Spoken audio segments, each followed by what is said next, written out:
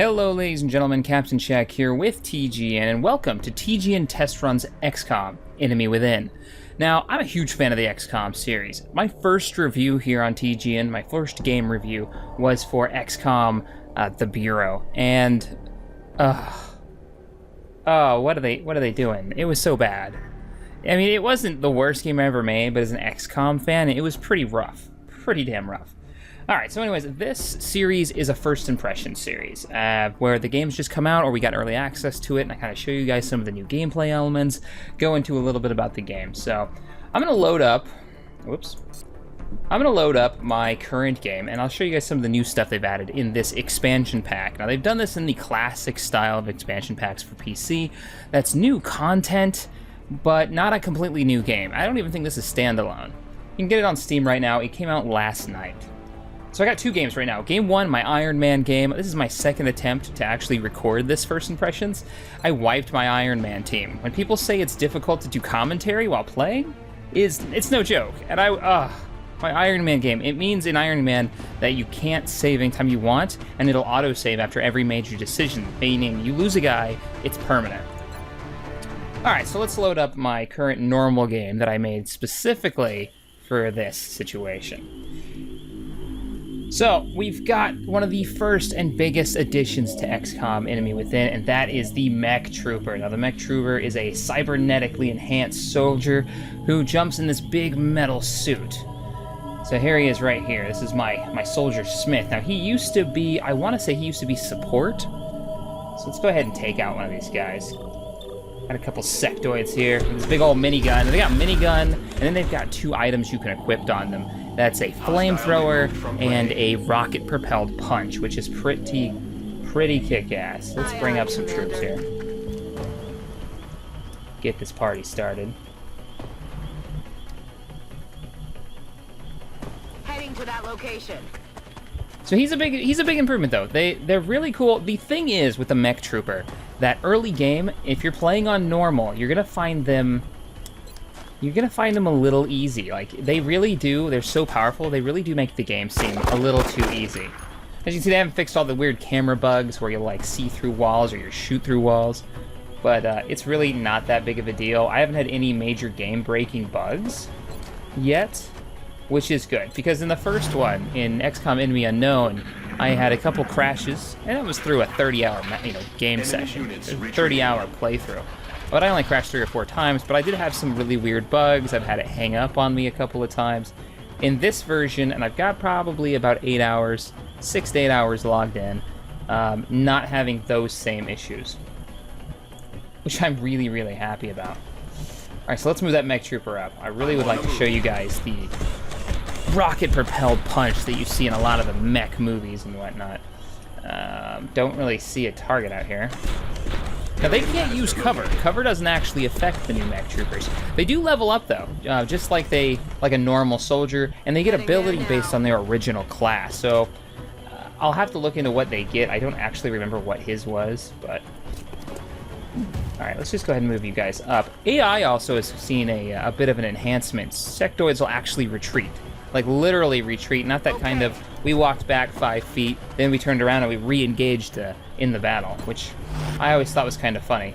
Oh, they're falling back! And then they would just come right back into the line of sight and re-engage us. So, now they'll actually try to fall back, flank, find a better position. We got some more sectoids here. Now, the Mech Trooper, this is only mission 3 or 4 in the match, and you get access to the cybernetics facility, the Mech Trooper, or the biomechanical set that they've got now, where you can enhance your soldiers without actually changing their class and turning them into something like the mech, which is pretty badass. Like, you can make it so they can jump up onto buildings. Come on, sniper. That's not bad for the basic pistol. At least you hit them. I've had some really bad luck with snipers in this game where they'll miss every single time. Let's go ahead and get you up high. See if we can get our Mech Trooper. Now, the yellow thing... Oh, found more sectoids. I'm pissing off the entire map. Fantastic. Alright, so you'll see this 6 here. Now, that 6 is a countdown timer, and this is the meld resource that you use to build all the new cool stuff. It's actually really badass, because this... Very easy, simple concept. Meld, there's 2 meld points in a map. and they're spread out in the map. Now, one's normally pretty close to the landing zone, and one is randomly out there. This one is actually the one farther out. Where is the close one? I've got 1 turn left on the close one, and... Ah. Alright, it's right there. Probably could have gotten my troop there fairly quickly. Didn't I have a sniper over here? So, meld, though, is a big deal, because it gives you some of the most powerful units in the game. But if you want them, you have to get them within a certain time frame, a certain time period. Or they explode and you don't get the resource. Alright, let's put some... Let's see what we got. 48, 68. Let's put some fire on that guy at 68. Since my dude's exposed right now. Now, yes, I think that's in range. I get to show you guys probably one of the coolest things. Now, you can choose between the rocket focus or the flamethrower. Flamethrower's got a nice area of effect, but the kinetic strike is just fantastic. Watch this guy go flying. Oh, I blew up the cart.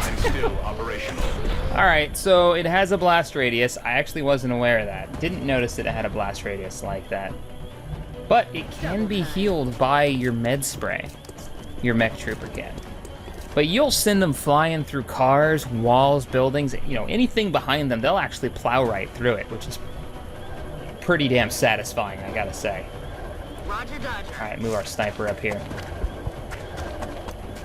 But the meld changes the aspect of the game where originally in Enemy Unknown, you would spend most of your time moving very slowly, keeping your people in overwatch, always covering each other. There was no reason to play aggressively, especially if you're playing on a harder difficulty. But in this one, the meld just changes everything, because you want to get that resource, especially on Iron Man Hard, which is what I'm playing on my personal game. You bastard. You really want to get out there. I mean, there's this motivation. See, I just lost that meld, and I gotta catch this one. You really want to get your troops out there and grab that stuff. Alright, so let's say hello to this fella. Welcome to Earth. Alright, so naming the troops after your friends and telling them the grand tales of their, you know, their characters' exploits is still probably the best part about this game. My buddy Smith is the character that I named after the dude with the minigun and the giant mech suit, and he went out and immediately bought the game right after I showed him his character. They've added a few more customization options. The mech has a couple of camo patterns. Alright, Gibson, let's move. It's actually...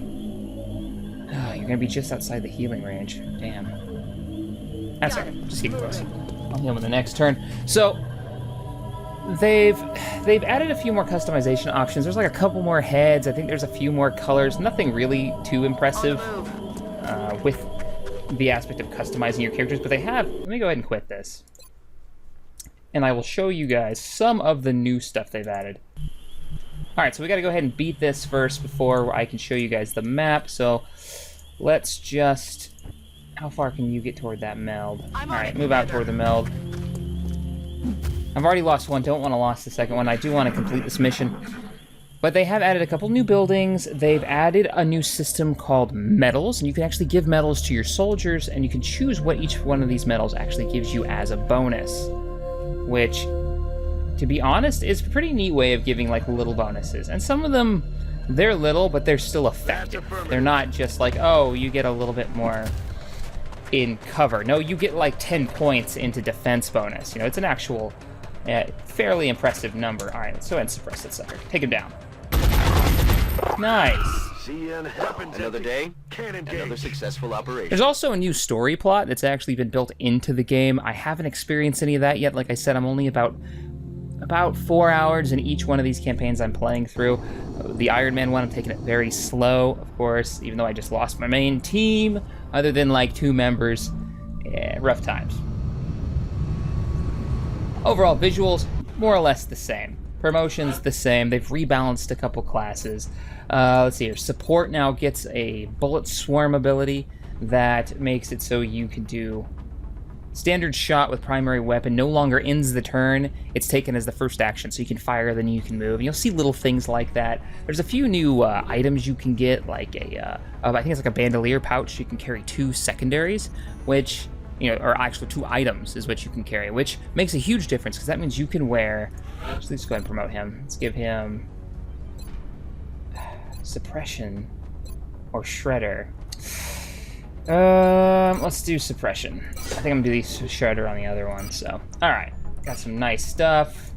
Panics increased, but the basic gameplay is the same. But it's fantastic. If you didn't like the last game, you're not gonna like this one. I mean, that's just pretty much common sense. But, if you go to the barracks and you go to medals, you unlock these as you play, and they don't tell you how you unlock them, they just kind of happen. So we've got the Ermine Combat Badge. Let's go ahead and click that. I got 2 that I can give out. You earn them as you play, and then once you've unlocked one, you can pick a power, and they'll have 2 choices. And this one I gave +5 defense. The other one was a very aggressive one that I didn't go with. You can rename it to whatever you want, so CaptainShack's Awesome Medal of Epicness. Oh, okay, we'll just call it CaptainShack's Awesome Medal. Fantastic. And then I can award this medal to... Let's give it to our mech trooper, because he's been kicking ass and taking names.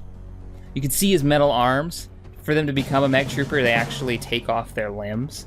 But you can't use them with their limbs taken off in the field. You can't just like give them a normal rifle. They have to be in a mech suit, which is too bad because I think it would have been neat to see some of my former mech troopers. Maybe their suit was damaged and they're running around with the cybernetic limbs. Or maybe my people get wounded and I can give them the cybernetic limbs.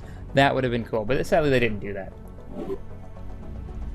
Research, more or less the same. I haven't seen anything that indicates there's new research other than for the mech trooper, which you get in like the 3rd or the 4th mission. Meld is used to actually repair the suits and to build new ones, so if you lose them, you're going to want more meld, and they cost like 40 to build. Fairly expensive. I've only got 60, and I built 1 mech trooper, and I'm 5 or 6 missions in. Alright guys, well that pretty much wraps up this episode of TGN Test Run. If you enjoyed this video, hit that thumbs up button, subscribe here to TGN for more gaming goodness, and as always, thanks for watching. I will see you guys next time.